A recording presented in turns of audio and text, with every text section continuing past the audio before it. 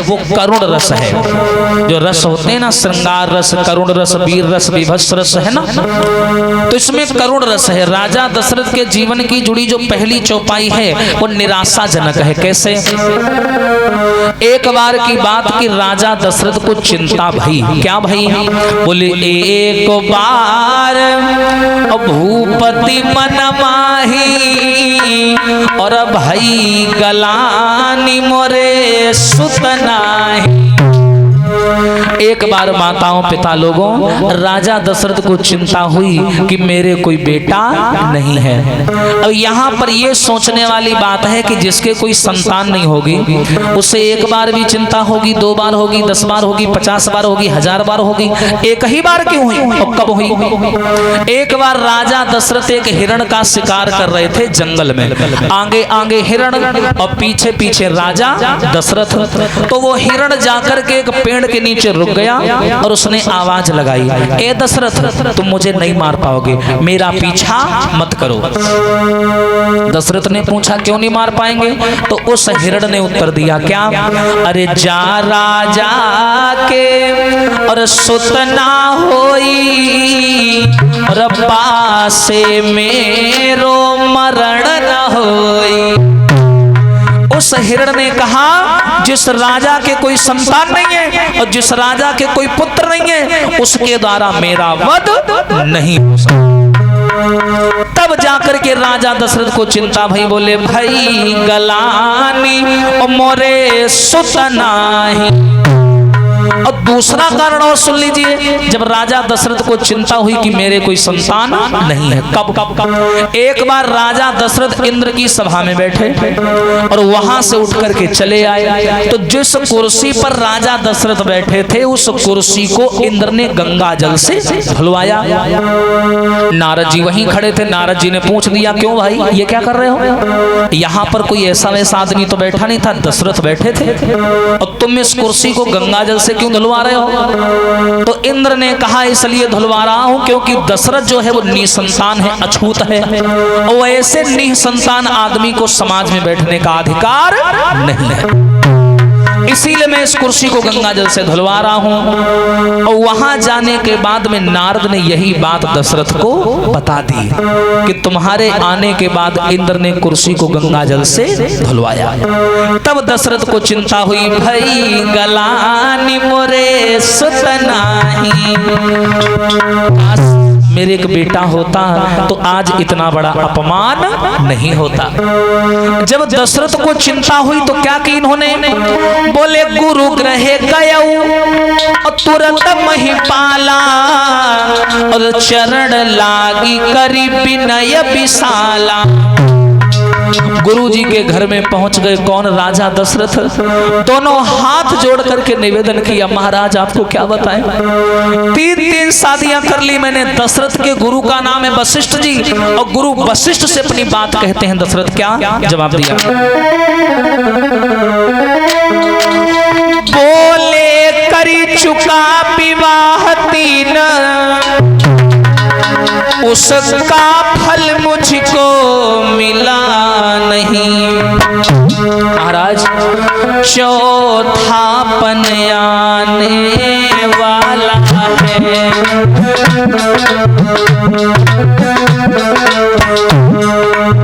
हरि चौथापन आने वाला है और ये कमल अभी तक खिला नहीं।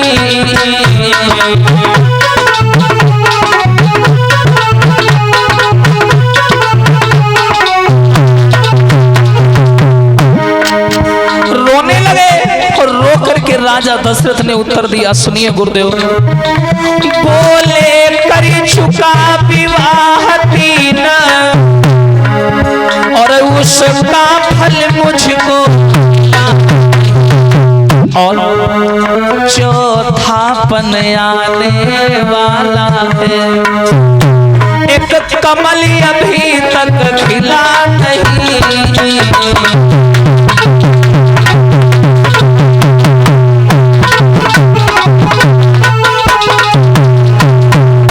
अब देखो, और आप हैं सम्मानीय राम भजन राजपूत जी, और आप हैं सम्मानीय विनोद जी। 51 सादर सुमन भेंट हो रही हैं। परमात्मा से आशीर्वाद की कामना। इधर इतना बोला है जैसे राजा दशरथ ने कि मेरे 3 विवाह हो गए, लेकिन मेरे आंगन में एक भी बालक पैदा नहीं हुआ। जैसे ये बात दशरथ की सुनी, वशिष्ठ मुस्कुराने लगे, बोले पागल हो, जब आदमी को भविष्य का ज्ञान नहीं होता वो तभी ऐसी बातें करता है। तुम एक बेटा के लिए रो रहे हो, तुम्हें मालूम है? दशरथ बोले धरहु धीर और हुई है सुतचारी, और त्रिभुवन विदित भगति भयहारी। तुम्हारे घर में 1 नहीं 2 नहीं 3 नहीं बल्कि 4 बेटा आएंगे। पर कैसे आएंगे? ऐसा करो, श्रृंगी ऋषि को अपने घर में बुलवाओ और पुत्रेष्टि यज्ञ रचवाओ, तब जाकर के तुम्हारे घर में 4 बेटा आएंगे। क्या किया दशरथ ने बताया। अरे श्रृंगी ऋषि है और वशिष्ठ बोलावा, और पुत्र काम शुभ जगी करावा।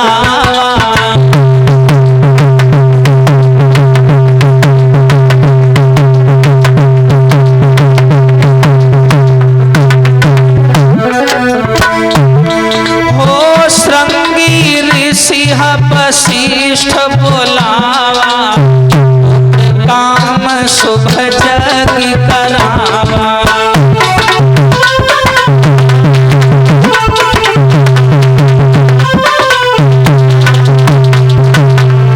देखो, जब गुरुजी ने दशरथ से कहा ऐसा करो, अपने घर में श्रृंगी ऋषि को बुलवाओ और पुत्रेष्टि यज्ञ करवाओ, तो इन्होंने श्रृंगी ऋषि जो विभांडक ऋषि के पुत्र हैं उनको घर पर बुलवाया और यज्ञ शुरू करवाया।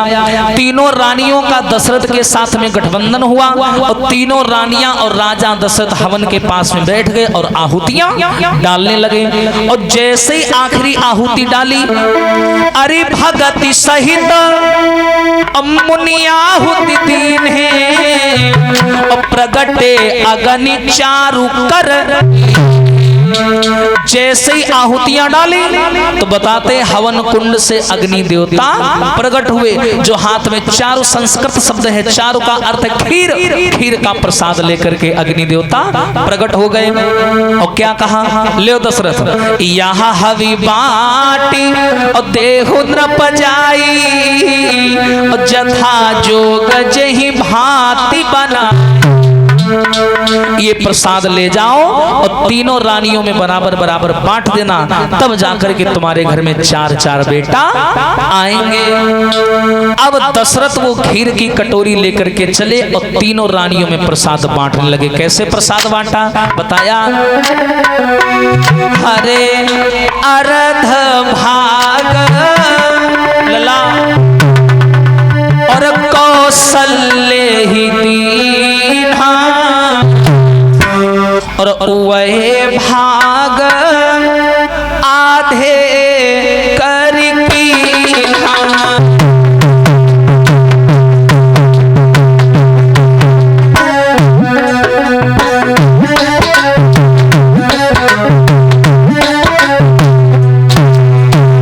ध्यान देना, अर्ध भाग कौशल्य ही दीन्हा, वह भाग आधे कर कीन्हा।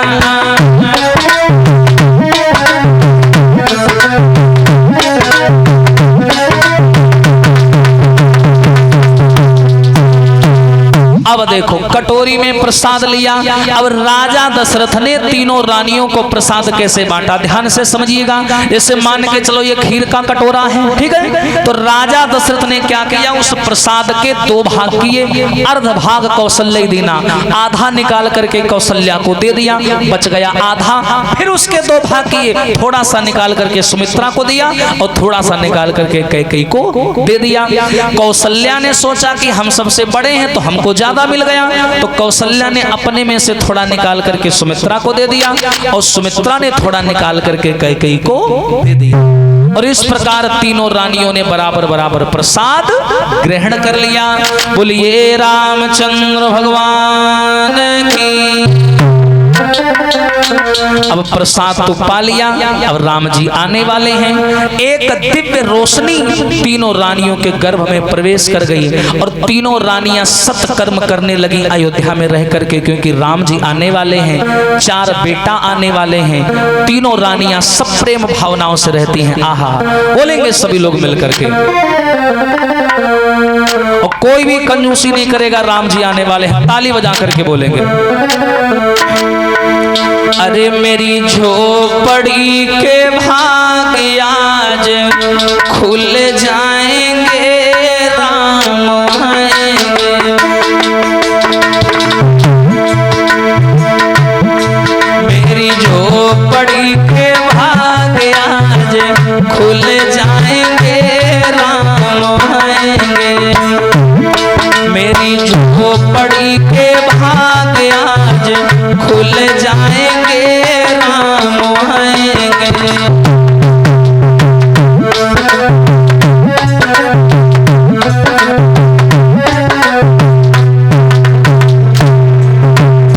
बजाएं सभी लोग ताली। राम आएंगे, आएंगे, राम आएंगे, हो राम।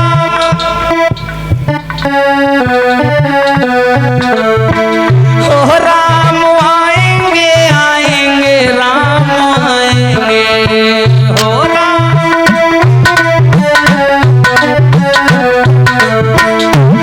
मेरी झोपड़ी के भाग आज खुल जाएंगे, राम आएंगे। मेरी झोपड़ी के भाग आज खुल जाएंगे, राम आएंगे।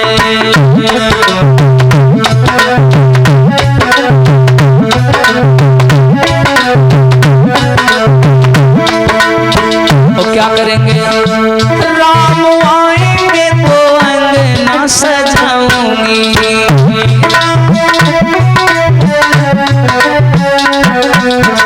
हो राम आएंगे तो अंगना सजाऊंगी, हो राम। दीप जला के दिवाली में मनाऊंगी, हो दीप। और मेरे जन्मों के पाप सारे कट जाएंगे, राम आएंगे। मेरे जन्मों के सारे पाप धुल जाएंगे, राम आएंगे।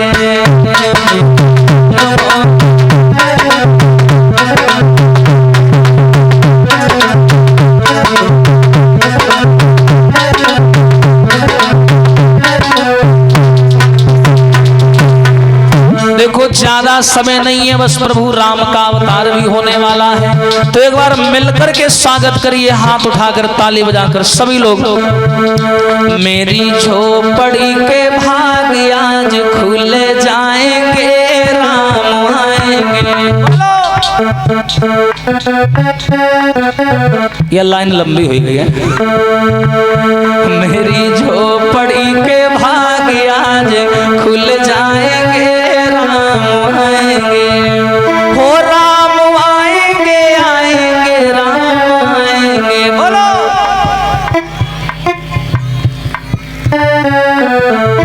हो राम आएंगे, आएंगे, राम आएंगे। परीक्षा जी तो चुप है बैठा, अब तुम जबकि ये ट्रेन का इंजन तो तुम है हो, और जब इंजन में शांत है तो डब्बा का डब्बा तो बैठे रहेंगे। रजाई। हो राम आएंगे, आएंगे, राम आएंगे। बोलो कस के। चुप रहा, चुप रहा, चुप रहा, ठीक है। राम आएंगे आएंगे राम,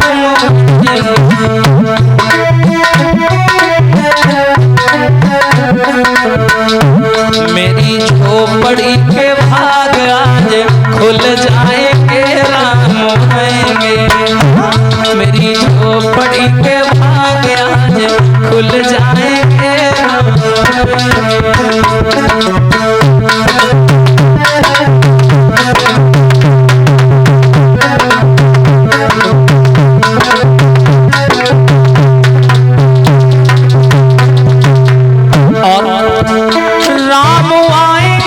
पल ना झुलाऊंगी,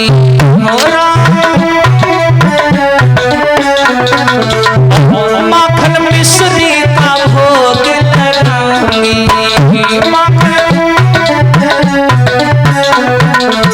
हो राम आएंगे तो पल ना झुलाऊंगी, हो राम माखन मिश्री का भोग लगाऊंगी,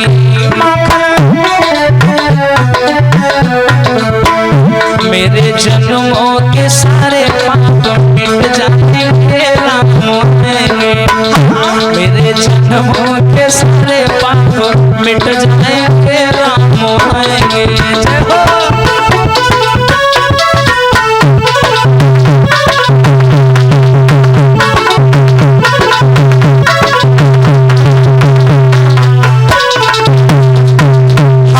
मेरी झोपड़ी के भाग आज खुल जाएंगे राम आएंगे, मेरी झोपड़ी के भाग आज खुल जाएंगे राम आएंगे। हरि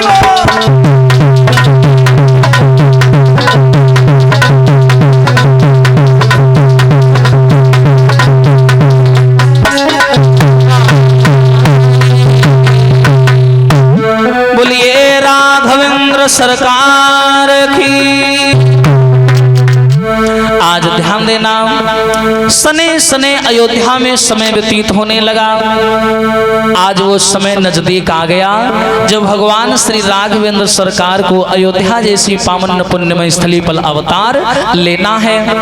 कौन सा समय है जब राम जी आए? ध्यान देना, राम जी के आने की स्वागत की तैयारियां प्रकृति भी कर रही है और अध्यात्म भी कर रहा है, यानी संसार। अब देखिए राम जी कैसे आए, कौन सा समय है? बोले नौमी तिथि मधु मास पुनीता, शुक्ल पक्ष अभिजित हरि प्रीता।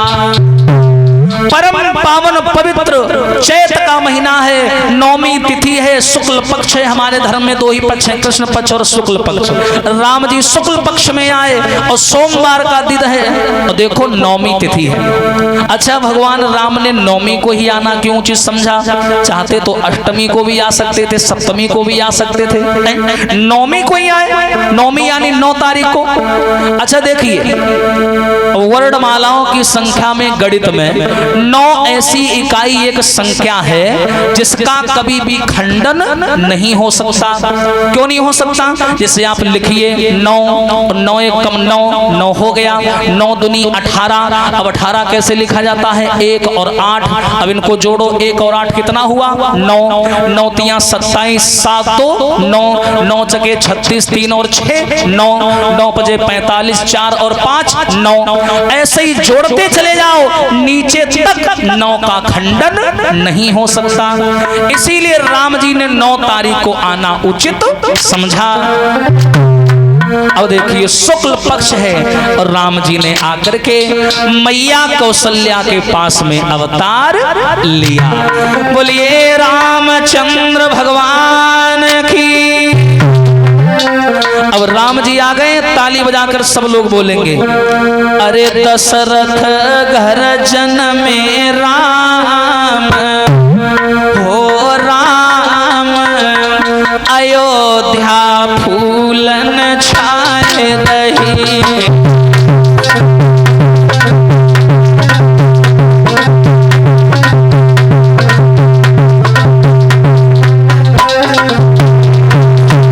बड़े विचित्र हैं आप लोग, इतना भी नहीं आप लोगों को आता, भगवान आए हैं तो ताली बजाएं कम से कम।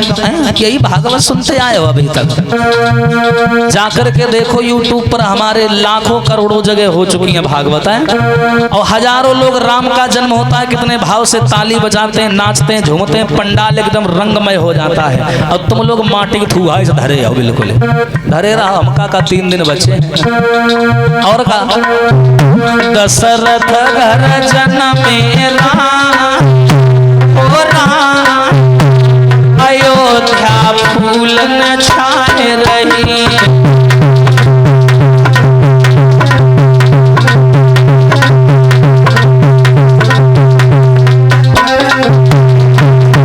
और हरे तीन और का खड़ी हो जाओ, 2-4 जनी झूम जाओ ताली बजा कर। हाँ, ये भगवान के दरबार में शर्म नहीं की जाती। हाँ, कोई पहला गांव थोड़ी ना है। दुनिया में कथाएं होती, राम जन्म में, कृष्ण जन्म में सब लोग झूमते हैं, झूम जाओ। अब वहीं कोई हाँ होए, शादी होए तब देखो डीजे पर। हाँ, दशरथ घर जनमेला हो राम, अयोध्या फूल न छाए।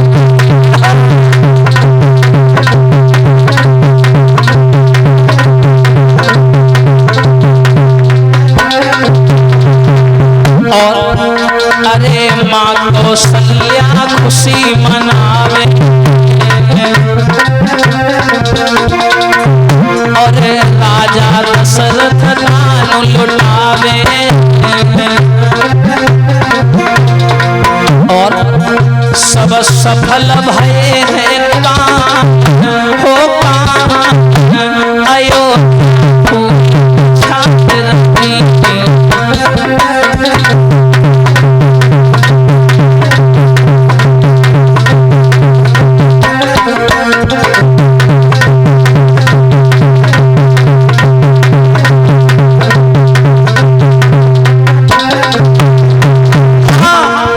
दशरथ घर जनमेला हो राम, फूल छाए रही।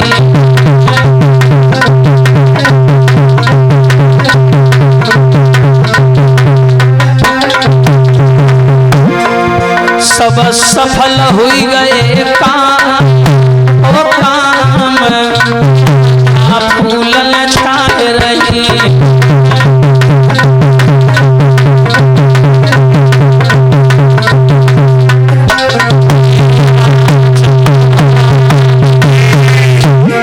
रुक जा बस, गाँव जा रहे हैं, रुक जा, बैठे ना। अब